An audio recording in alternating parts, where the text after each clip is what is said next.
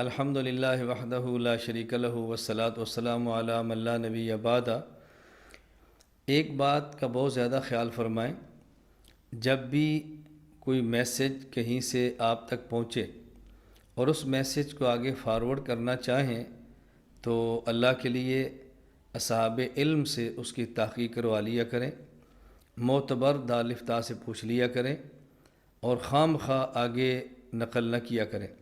حضور اکرم صلی اللہ علیہ وسلم کا ارشاد ہے، من کذب علی متعمدا فلیتبوأ مقعدہ من النار، کہ جو شخص مجھ پر جھوٹ بولے اور جان بوجھ کر بولے اس شخص کو جہنم اپنا ٹھکانہ بنا لینا چاہیے۔ ان دنوں میں ایک میسج بہت زیادہ چل رہا ہے کہ جو شخص رمضان کا چاند دیکھے اور سب سے پہلے آگے کسی کو اس کی اطلاع دے، اس پر یہ ملے گا، یہ ملے گا، یہ ملے گا۔ یہ من گھڑت روایت ہے، موضوع ہے، ذخیرہ احادیث اس میں کوئی وجود نہیں ہے۔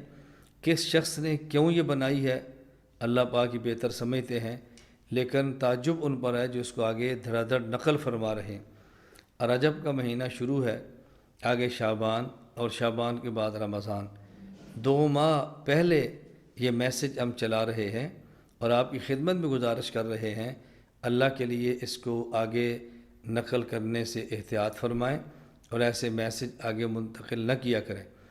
اسی طرح ہر جمعہ کو میسج بہت سے لوگ کرتے ہیں، جمعۃ المبارک ہو، جمعۃ المبارک ہو۔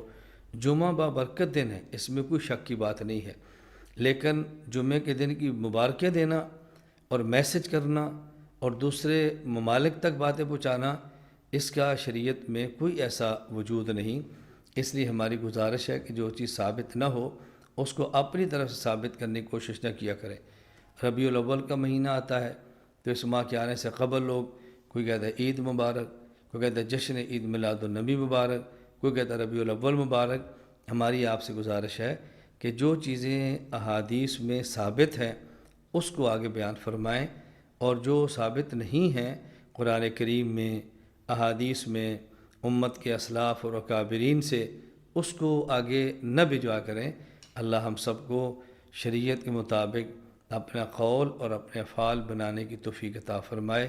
وآخر دعوانا الحمد للہ رب العالمین۔